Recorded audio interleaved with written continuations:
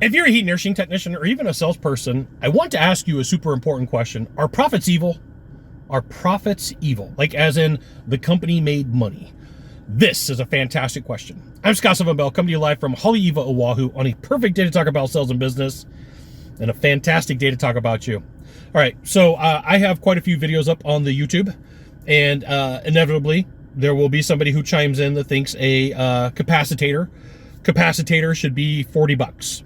Or that it's unreasonable to have a service charge, to have the parts charged, to have somebody go out there. Like in their mind, I'll tell you, in their mind, they think it's like $100. They think all in because of the part and everything, it's $100. And so like in these threads, I'll go in and say, tell me what you think should happen, right? And in their mind, they're like, well, you know, that $10 part does not need to have a 300% markup. Right? And so, like, my question for them is, have you ever seen a grown man cry because his company went out of business because he didn't make enough profit? Which brings on the question, are profits evil? And I'm going to tell you flat out, no. You should absolutely charge for everything that you do to an asterisk, right? There's a book called The Octopus, and it was written about the Central Valley of Sacramento and farming in like the 1800s. And the term, as much as the market can bear, comes from that book, The Octopus. And the reason I bring this up is the market will determine where those prices can be.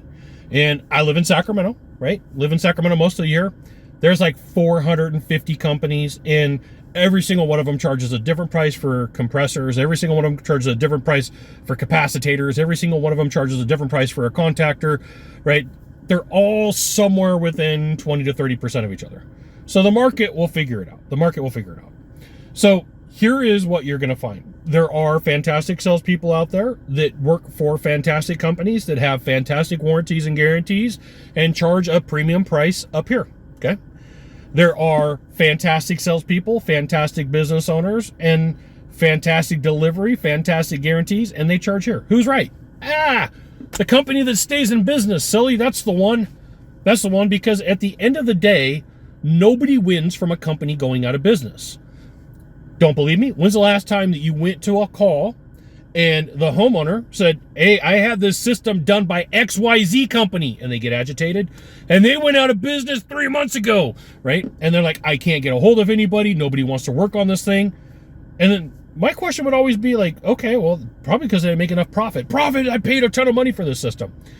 Profits are the main reason why that companies do not stay in business, even when they're properly ran, right? Even when they're properly ran. This right here is why you should join HVACTechSecrets.com. I was getting a phone call. HVACTechSecrets.com. I'll give you the goods, not in the Facebook group, not in the YouTube channel. It's an email publication. Stop calling me. It's a scam phone caller, right? So yeah, are profits evil? No, because here's what they pay for. They pay for your coaching, they pay for your training, they pay for your advertising, they pay for your vehicle, they pay for your trips, they pay for the office staff. And you know what? If I were to start a heating and air conditioning business, a plumbing business, a roofing business, I would not do it to break even. Hey, Scott, I want you to work 80 hours a week, sometimes 100, but I want you to break even.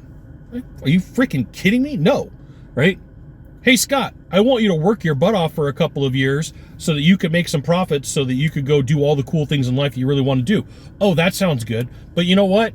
Somebody doesn't think that that's right, that you should benefit from putting in work, labor, and taking all the risk. See how weird that sounds? You got to know at the end of the day, the profits are what keep the doors open, right? And if the company needs to borrow money, you know how they go to the bank and they're like, hey, bank, I need money. They're like, show me your profits. Well, I don't have any. Well, we're not going to lend you any money, which causes the company to go, I guess we're going to have to go out of business.